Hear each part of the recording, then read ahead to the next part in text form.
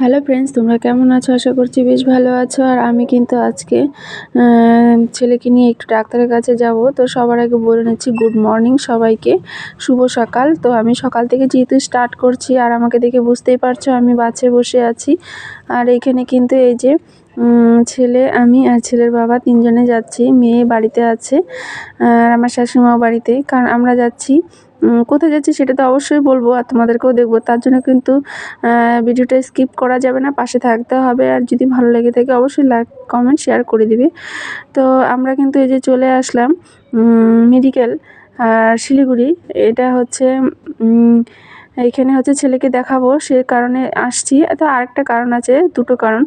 আর হচ্ছে আমার ছোটো ননদের শ্বশুর হচ্ছে স্ট্রোক করেছিলেন, তো এখানে অপারেশন হয়েছে, সে কারণে তাকেও দেখে নিব আর কি। তো আমরা এই যে হেঁটে হেঁটে যাচ্ছি।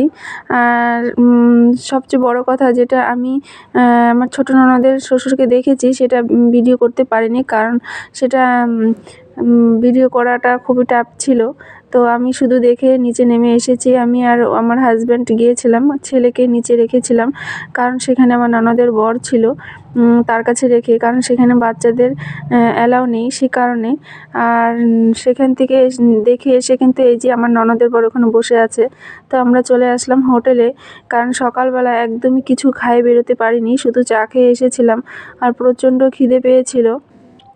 তো একটা হোটেলে বসে গিয়ে আমরা কিন্তু প্রথমে এই যে ডাল ভাত সবজি ভাজি দিয়েছে, তারপরে কি খাবো মাছ ডিম সেটা পরে দিবে। তো আমরা কিন্তু ডিম নিয়েছিলাম, কারণ ডিমটা দিয়ে খেয়েছিলাম, কারণ মাছ আমার একটা বেশি পছন্দ না, সে কারণে। তারপরে কিন্তু ওখান থেকে এই যে চলে আসলাম এবার ছতলাতে, কারণ সেখানে হচ্ছে এই যে লাইন দেখে বুঝতেই পারছো বন্ধুরা। তো কি বলবো, এতটা লাইন। আর যেহেতু আমার ননদ মেডিকেলে ব্লাড ব্যাংকে কাজ করে, সে কারণে আমার ননদ আমাদেরকে টিকিট করে দিয়েছিল। আর আমাদের লাইনেও দাঁড়াতে হয়নি, কারণ ফোন করে দিয়েছিল গেটম্যানকে। তো আমরা কিন্তু ঢুকে গিয়েছিলাম ডাক্তার দেখাতে, আমাদের তাড়াতাড়ি হয়ে গেছিলো। তো এই যে ছতলা থেকে এবার এদিকে চলে আসলাম, মেডিকেলের সামনে চলে আসলাম। এখানে এসে এই যে একটা বড় ছিল, তো এত গরম লাগছিল, সেখানে এসে কিন্তু আমি আর আমার ছেলে একটু বসেছিলাম, কারণ প্রচণ্ড গরম লাগছিল। আর এখানে বসেছিলাম, আর ওর বাবা হচ্ছে কিছু কাগজপত্র জেরক্স করে নিয়ে আসছিল। তো সেই কাগজগুলো আমাদের জমা দিতে হবে, কারণ আমাদেরকে কিন্তু আবার 29 তারিখে যেতে বলেছে ছেলেকে নিয়ে, কারণ ছেলের একটু সমস্যা হয়েছে। সেটাও তোমাদেরকে পরে নেক্সট ব্লকে দিব, কারণ আমার ছেলের শরীরটা বেশি একটা ভালো না। তো তোমাদের কাছে একটাই কথা বলবো, তোমাদের আশীর্বাদটা যেন সবসময় থাকে আমার ছেলের কাছে। আর ভগবানের কাছে প্রার্থনা করি আমার ছেলে তাড়াতাড়ি সুস্থ হয়ে যাক। যাই হোক, তারপরে কিন্তু আমরা এই যে বিকেল গড়িয়ে গেছে, তো সারাটা দিনই চলে গেছে সেখানে।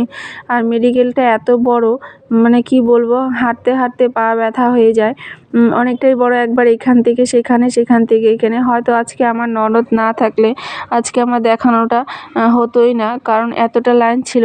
তারপরে বন্ধুরা যে বাস স্ট্যান্ডে এসেছি, আর বাস স্ট্যান্ডে কিন্তু আমার ছেলে আপেল খাচ্ছিল বসে বসে। তো বন্ধুরা ভিডিওটি আমি আজকে এখানেই শেষ করছি। ভালো থেকো সবাই।